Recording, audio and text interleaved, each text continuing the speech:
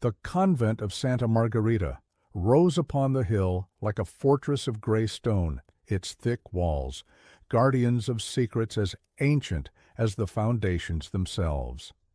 It was the year of our Lord 1347, and Sister Caterina walked silently along the dark corridor, her steps muffled by the worn leather soles. The young nun stopped before the arched window that overlooked the inner courtyard. The full moon illuminated the well at the center, creating dancing shadows that seemed like human figures. A shiver ran down her spine, not from the cold of the autumn night, but from something deeper and more disturbing that had begun to serpentine through the sacred walls. It had all begun 3 months earlier, when Father Benedetto had arrived as the new confessor. Tall and austere, with dark eyes that seemed to penetrate the soul, he had immediately attracted whispers and furtive glances from the younger nuns. But they were not just innocent looks that Caterina had begun to notice during the evening services. Sister Agnese, the most beautiful among the sisters, had begun to linger longer than necessary in the confessional. Her eyes gleamed with a strange light when she emerged, and her cheeks were always flushed.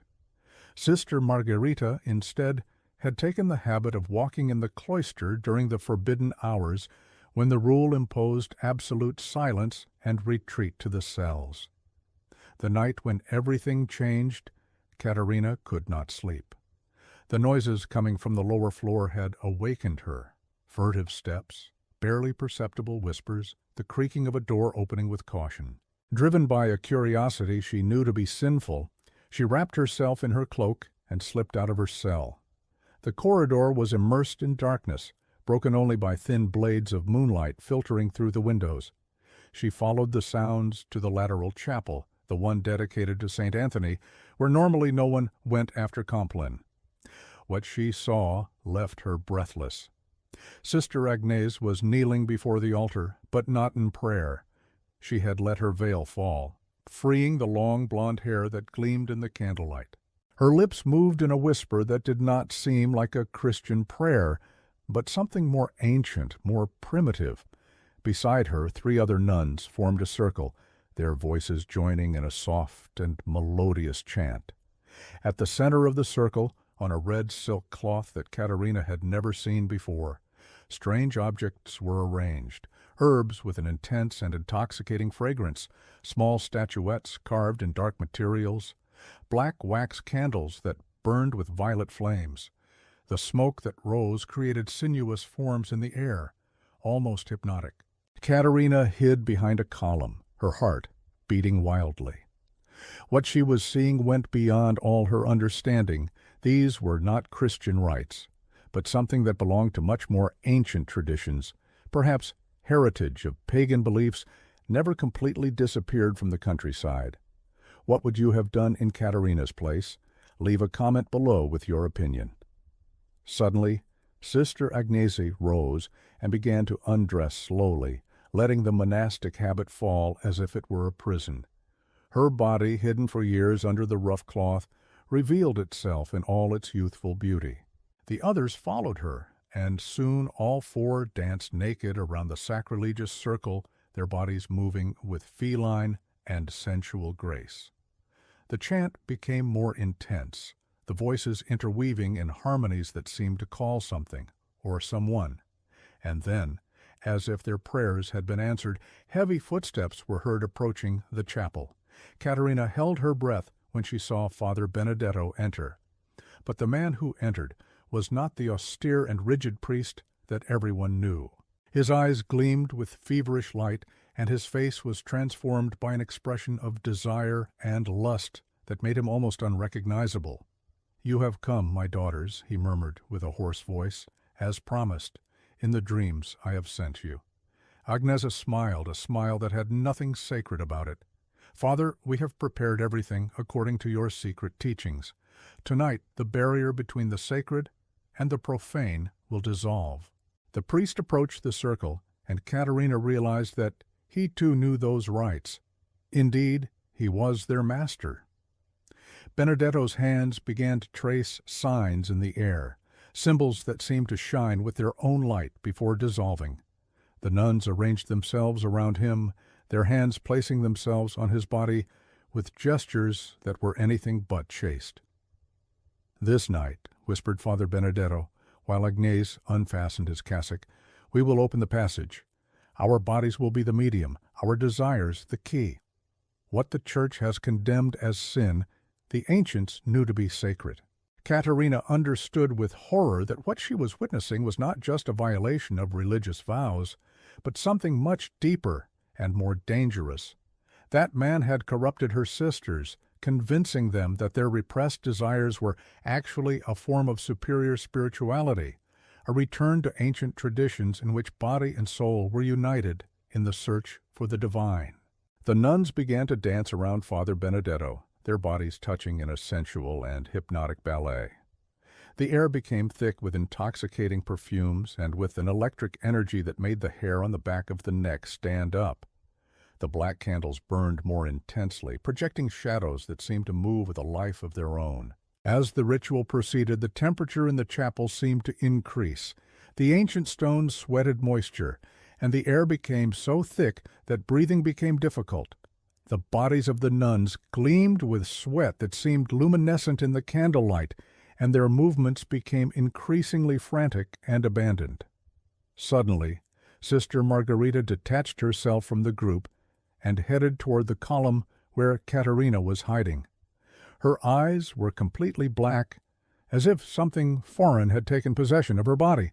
"I knew you would come, sister," she said with a voice that was not her own. "The call is too strong to be ignored. You, too, feel the fire that burns within, don't you?" Caterina tried to flee, but her legs would not obey her. She felt attracted toward the circle, like iron to a magnet. Father Benedetto's voice resonated in the chapel, melodious and hypnotic. "Come, my daughter. There is no need to hide. Here you will find true freedom, true knowledge." With superhuman effort, Caterina managed to break the spell that was drawing her. She turned and ran away, the screams of rage from the nuns following her along the dark corridors. She reached her cell panting, barricaded herself inside, and began to pray fervently, trying to erase the terrible images she had seen. But in the nights that followed, Caterina discovered that she could not forget. Dreams tormented her, dreams in which she herself joined the forbidden circle, in which her body moved in sensual dances, in which Father Benedetto's hands caressed her with promises of secret knowledge. Every morning she woke covered in sweat, her body burning with desires she dared not name. She began to notice that the other nuns looked at her with complicit smiles, as if they knew exactly what was happening in her mind and heart. During morning prayers, Sister Agnès always sat beside her, whispering in her ear words that seemed like innocent blessings but that awakened forbidden sensations in her. "Sancta Maria, Mater Gratia," she murmured. But the tone of her voice transformed those sacred words into something completely different. The tension in the convent grew day by day. The prayers seemed empty, the religious services a farce. The initiated nuns moved with sensual grace that they could no longer hide, their eyes gleaming with forbidden secrets. Father Benedetto still preached from the pulpit, but his words had a double meaning that only some knew how to grasp. The other sisters, those not yet involved in the secret circle, began to notice the changes. Sister Beatrice, one of the eldest, complained to the abbess about the increasingly strange behaviors of her companions. "Mother Seraphina," she said one day after Mass, "there is something wrong. Our sisters seem different. Their looks, their smiles, they are no longer the same." Mother Seraphina, a wise woman with hair white as snow, had also noticed the changes. But what worried her most was that she felt increasingly isolated, as if an invisible wall was being erected between her and a growing part of her nuns. One evening, while walking in the cloister for her nightly rounds of control, she heard voices coming from the convent library. She approached silently and saw through the half-open door a group of nuns seated in a circle around an ancient book with yellowed pages. Sister Agnesa was reading aloud in a language that the abbess could not recognize. The words sounded ancient, perhaps Latin, but of an archaic form that preceded by centuries the ecclesiastical Latin she knew. The others listened in religious silence, their faces illuminated by the trembling light of the candles. What she saw next froze her with terror. One of the youngest nuns, Sister Clara, rose and began to recite what seemed to be a confession, but instead of confessing sins, she described in great detail her most hidden desires, the fantasies that tormented her in the nocturnal hours, the dreams in which she abandoned herself to pleasures that her religious education had taught her to fear. The other nuns showed no shock or disapproval. On the contrary, they nodded with understanding, some smiled with complicity, others sighed, as if they were reliving similar experiences. "Well done, sister," said Sister Agnesa when Clara finished her account. "The desires of the body are not sin when they are offered to superior knowledge. The ancients knew that flesh and spirit are not enemies, but allies in the search for divine truth." The abbess withdrew, shocked. That night she could not sleep, tormented by what she had seen and heard. The following morning she decided to confront Father Benedetto directly. She found him in his private room, seated at the desk while transcribing what seemed to be a sacred text. But when she approached, she saw that he was not copying the scriptures. The words he was writing were in that same ancient language she had heard in the library. "Father," she said with a firm voice, "we must talk." Benedetto raised his gaze and smiled. It was a smile she had never seen before on his face, a smile that made her shudder. "Mother Serafina," he said with a honeyed tone, "I imagined that sooner or later we would arrive at this conversation. Please, sit down." She remained standing, her arms crossed. "What are you doing to my nuns, Father? What are these nocturnal rites, these books in unknown languages?" "Unknown languages," Benedetto laughed softly. "It is pre-Christian Latin, Mother. The language that was spoken in these places before the Church decided what should be considered sacred and what profane." He rose and approached a bookshelf hidden behind a tapestry. With an expert gesture, he opened it, revealing dozens of ancient volumes with dark leather covers. "These texts," he continued, "contain true wisdom, that which existed before the Church Fathers decided to separate body from soul, to make pleasure a sin, to transform the search for knowledge into heresy." "You are corrupting pure souls," exclaimed the abbess. "You are transforming brides of Christ into complete women," Benedetto interrupted her, "into human beings who do not deny their nature, but elevate it to a form of prayer. You see, Mother, what you call corruption, I call liberation. If you are wondering what will be the fate of the abbess, and whether she will manage to stop Father Benedetto, don't miss the rest of this story. Subscribe to the channel to not miss any episode of our mysterious narrations." One evening, while Caterina tried to resist the call she felt growing stronger, she found a note slipped under her door.